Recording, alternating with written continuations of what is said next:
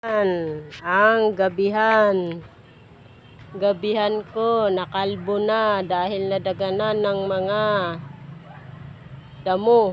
Ayan ang gabihan ko, kawawang gabihan, nakakalbo. Ayan ang talong, ayun, ayan na,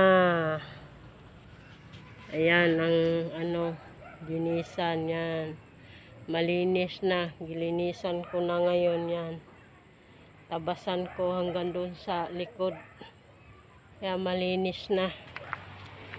Ayan, ayan ang alaga ni Ate Edith. Ayan, meow meow meow. Yan ang mga talong, ayan, nanukod na naman ako. Ang aking kibal, ang malunggay, nakalbo na.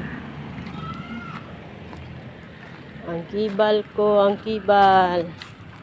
wow, makapal ng kibal.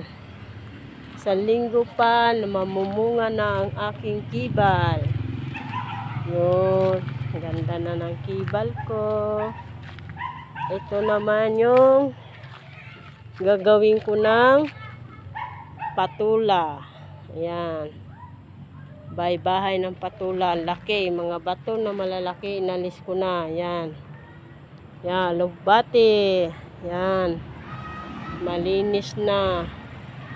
Yan, mga malalaki na mga yan, ko, ilalagay ko dyan. Yan, pinutol ko sa likod.